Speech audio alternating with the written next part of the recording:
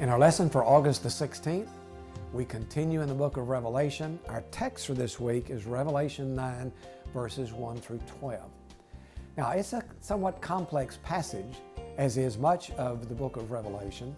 And because of the symbolic images and because of the way the book unfolds, I found it pretty dangerous to just jump into a passage and try to interpret what that passage means unless we understand it in its context. So I want to try to help you out before we look at the passage itself by giving kind of an overview or background. And that's what I have under Roman numeral number 1.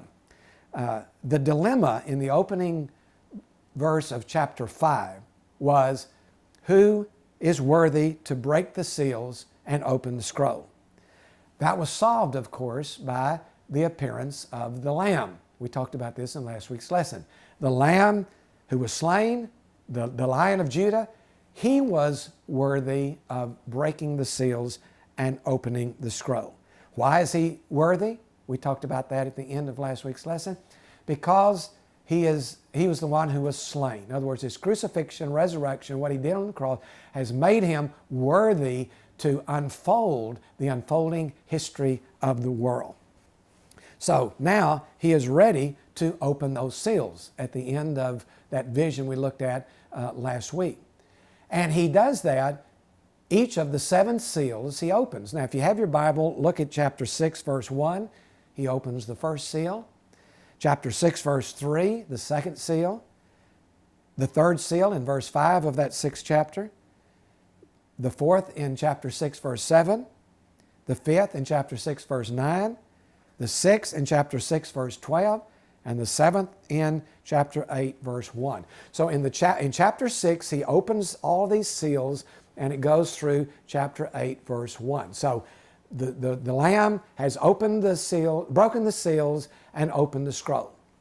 Now, when the Lamb opens the 7th of these seals, we see the appearance of 7 angels, to whom were given 7 trumpets.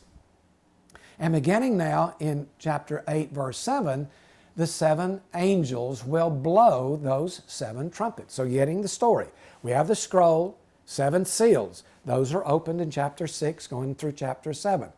The last one unfolds, and now we got 7 trumpets. Now those are going to be blown, unfolding, beginning in chapter 8, verse 7.